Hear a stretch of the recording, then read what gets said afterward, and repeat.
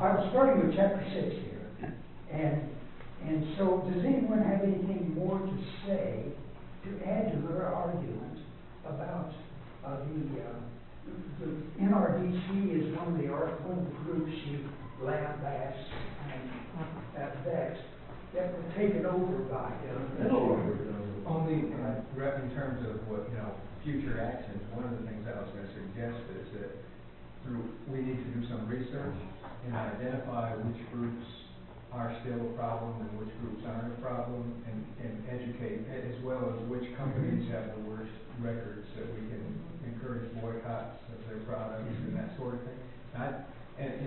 Life cycle analysis of problems. I think those are really valuable things to get into.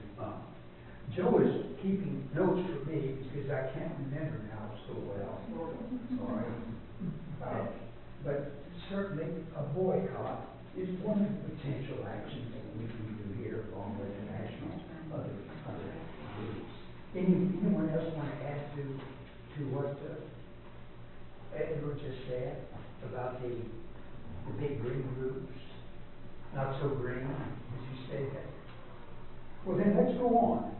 I did anticipate chapter 7, in which she just lays it on out there. Yes, there are generous billionaires.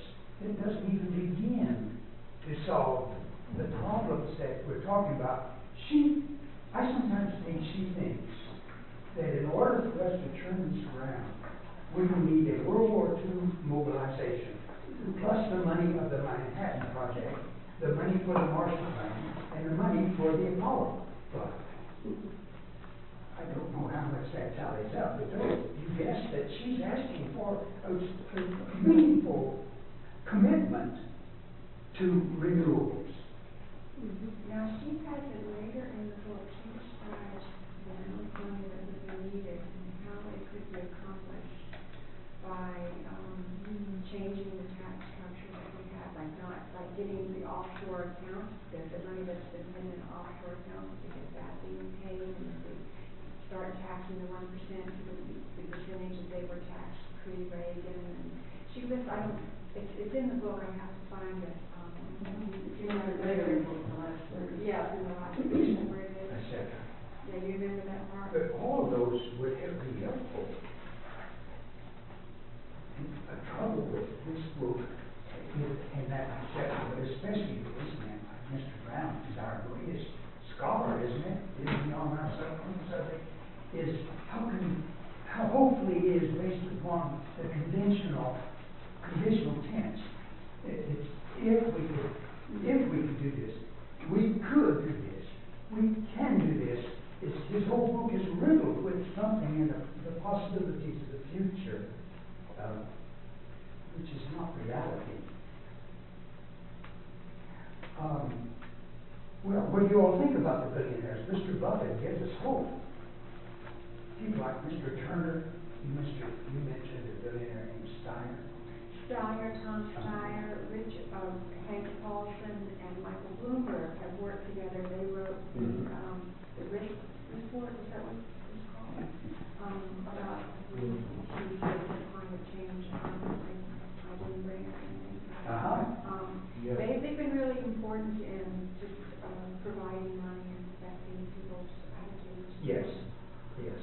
But the question is it wishful thinking to think that these billionaires are going to save us? And so she calls that an aspect of magical thinking. Well, when you look at people electing Republican majorities, we realize we really have to get to the people in some way. People have to understand what's going on.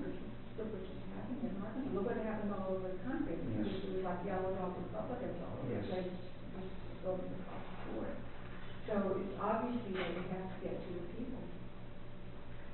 It's not very promising right now. The people voting for the people who vote against any remedies to global warming. Not with campaign financing, just allowing money in far right money.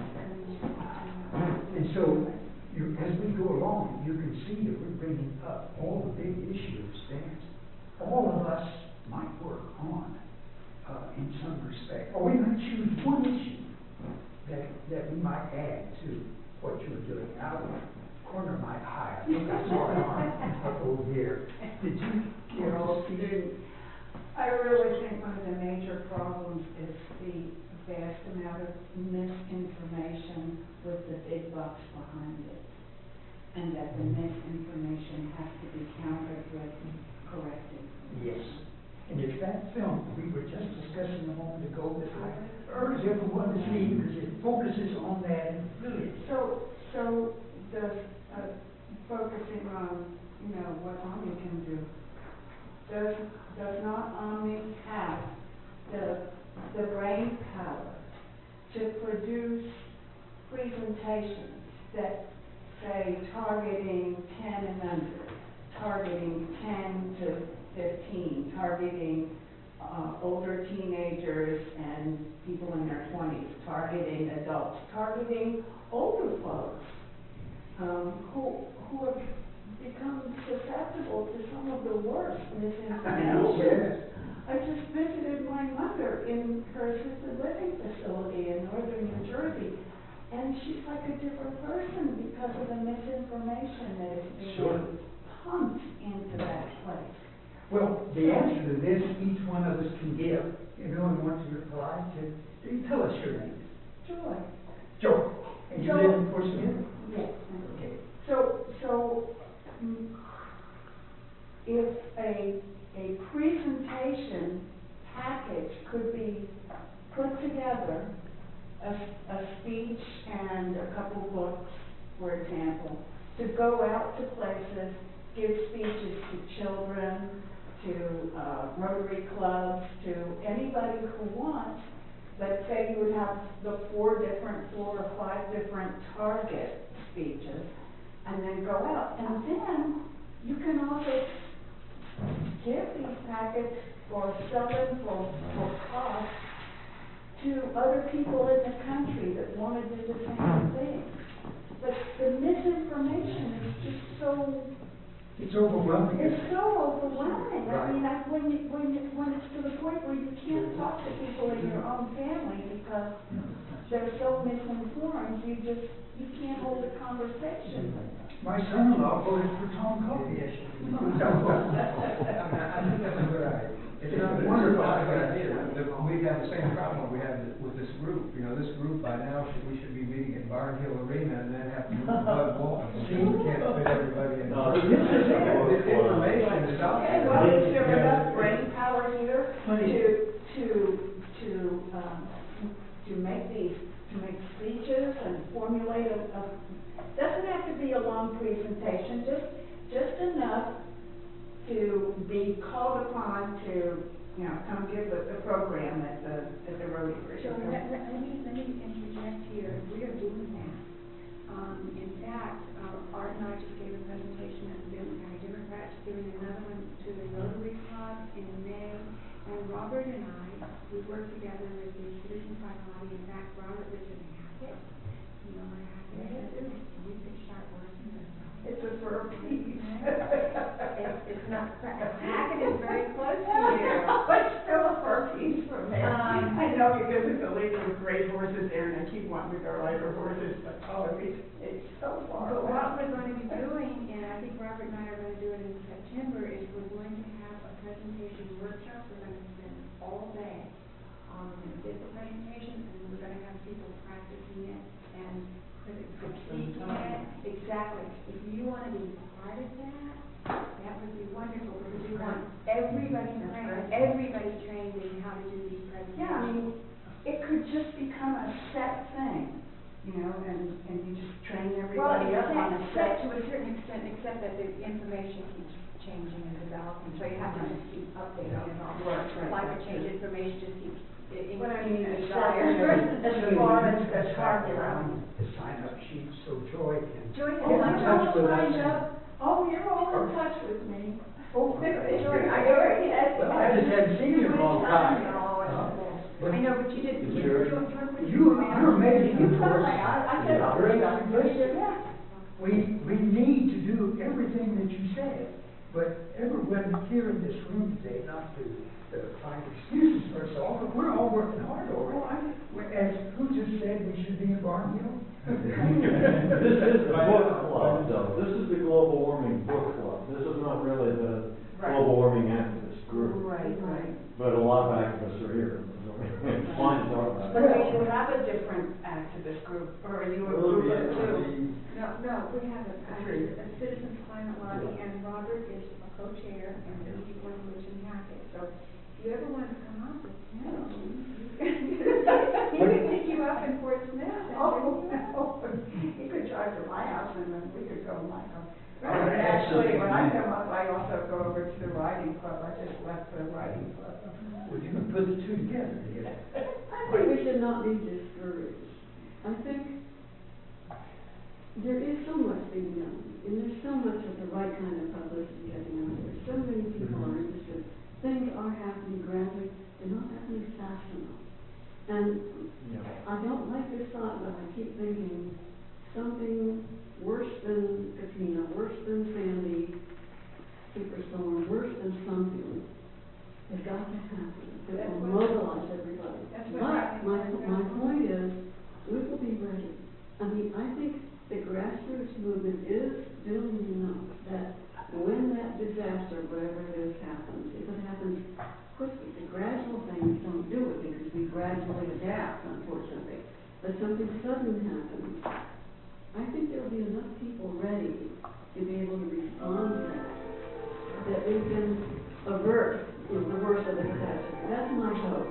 And I really do think that we should not tell ourselves, sure, we are doing a lot. A lot is happening on the very low level, beneath the radar, so to speak. Well, we hadn't been studying ourselves, or we hadn't had a chance yet to answer the majority who hasn't been to our meetings before. But that's a very good point. Yeah. We have to do what's so difficult. We have to we're facing reality. And we're the only group in the state of Arkansas who is facing reality. As a group that goes public, we're the only one. No. What Sierra Club? Sierra Club's pretty active, and they've got a strong leader. Sierra Club? Okay. Just published an article in the Gazette. Okay, I'll say something else outrageous, let's see if I can think of it. It doesn't visit good interest. I'd like to make the point that we should all really be hopeful. We are going to win this debate, believe me. There's no question in my mind. The whole world is going to see that global warming is happening before too long. But the question is, are we going to be able to take the significant action that we can't take it soon enough to avoid it all? Right. It's getting to the place where it's pretty irreversible. I'm kind of discouraged about that. But we should keep working because we can speed up the schedule. Well, we just haven't might been not get there in discouraged. time. We've been doing this since 2006. So that this is a real mark that we have this number of people to come here and to continue to try to tell the truth. But the truth sounds to so many people as discouraging. But it's not discouraging to us. We seek out the truth because on the truth then we can actually get something accomplished.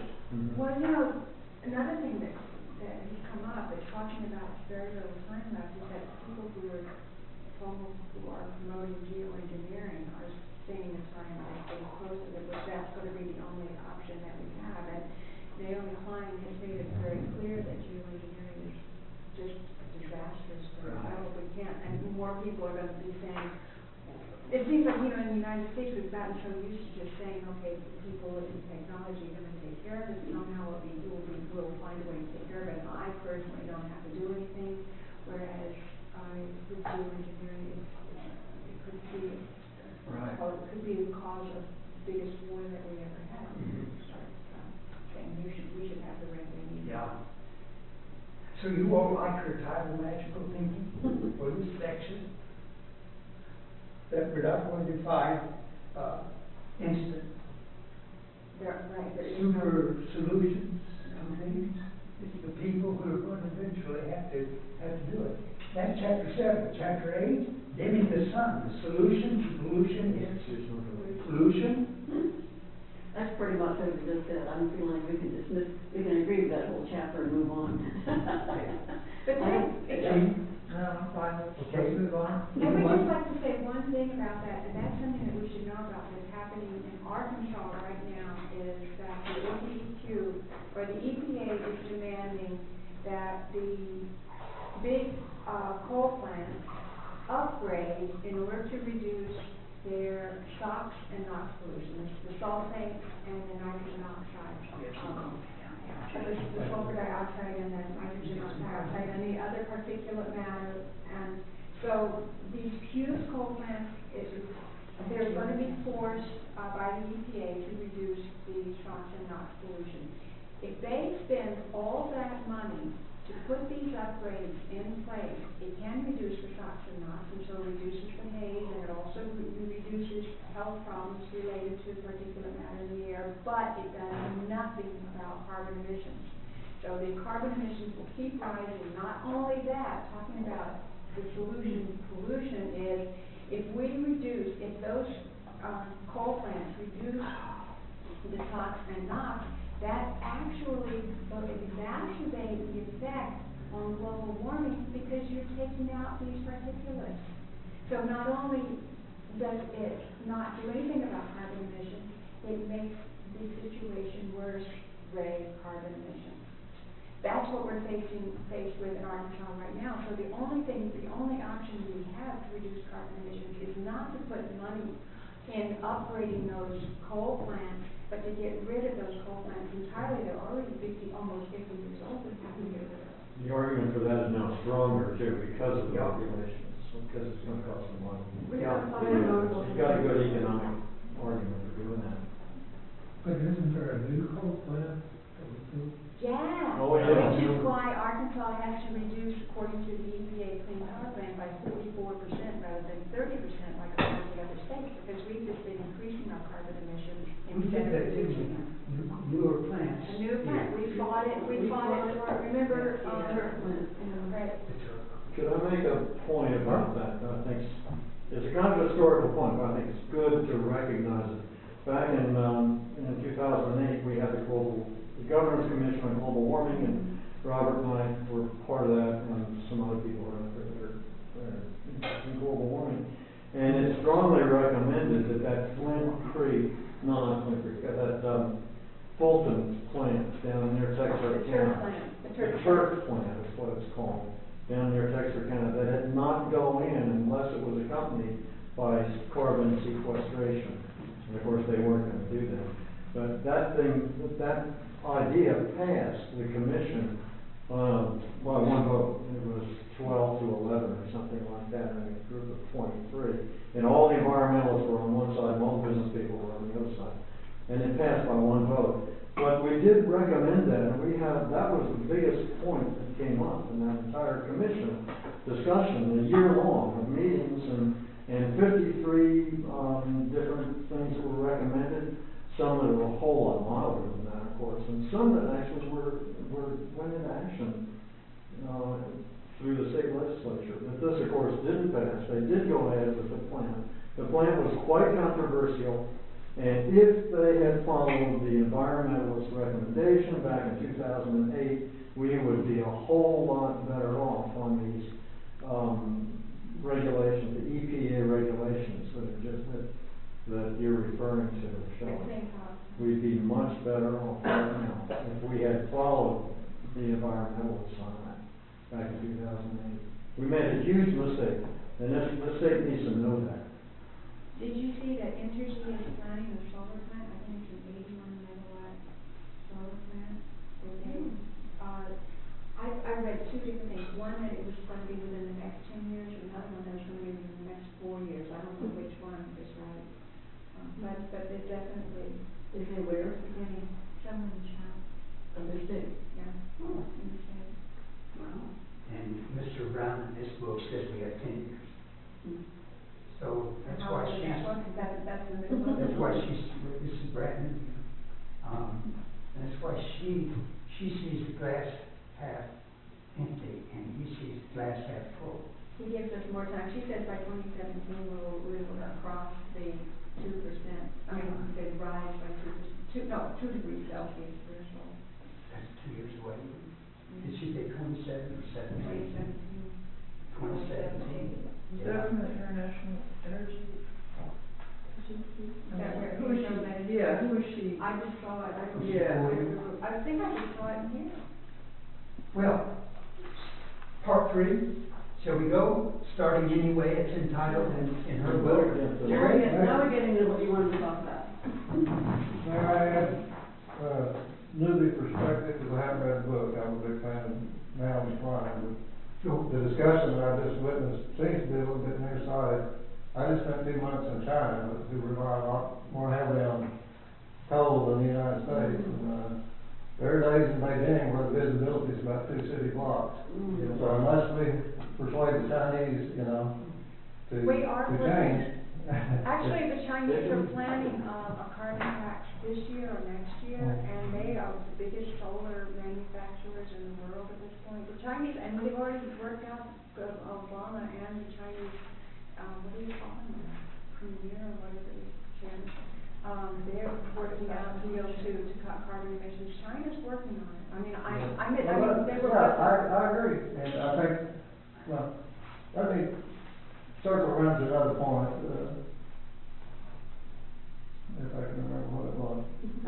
China's a big battleship to turn around, and they're trying to turn it right now.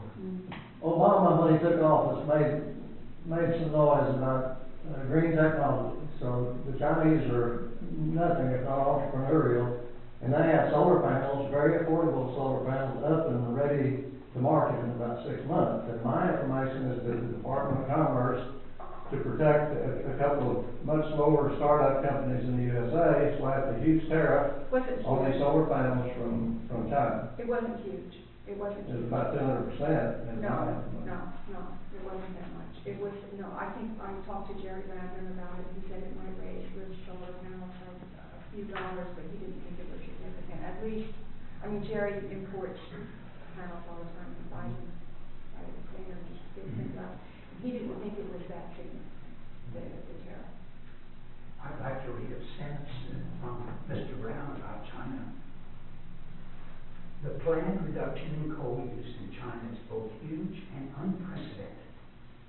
So that they, as Art just said, it's a big battleship, it's hard to turn around, but they are really making efforts over there. But obviously not enough. But let me make a point about that. Their carbon emissions are so bad because they're so high, because they are manufacturers for our stuff. Oh.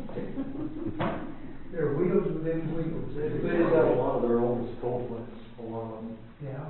We also have to remember what a huge country that is, both in geography and population. Huge. China and India are about a third of the world's population, if I understand statistics. Is that close? Or, What did you say, what percent? 1/3.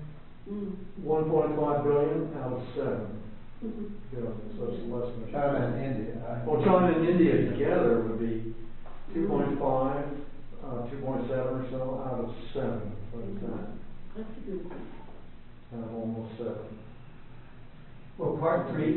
So we got to think globally is my point. Yeah, about a third. Those 2 countries are about a third. But per capita usage of, per capita emissions of carbon, theirs is almost a third of what our per capita emissions are. Right. I mean, we were over there too, and they did not heat their lobbies, they did not heat the hotels, they did not even heat bank lobbies. People were sitting there in coats. In rural areas, they don't heat their homes, they just dress warm. And they still have their population control rules in place? I think they have dropped them. Yeah.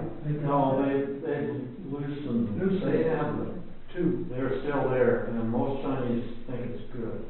Yeah. And I do too. They saved several billion, but I saved it, how many? They've saved a couple of billion people for the planet. It's huge. It's just huge. Blockade. The whole part 3 is blockade. The chapter 9 is entitled Blockadia, but the whole last section tries to be hopeful, giving us examples after examples of people who are resisting global warming, and yet she concludes that her glass is half empty. But she does make a good effort, doesn't she, to show all the ways, many of the ways that people are fighting back. And shall we take it chapter by chapter, or does anyone have a particular thing to say about the last part? Well, this is about the last part. Are we on the action part of it now? Well, I'd like to ask. the last part is her discussion of actions. Okay. But several, a moment ago, are asked to discuss the book. Right. And so I was trying to do that. Right. No, I totally agree with that. But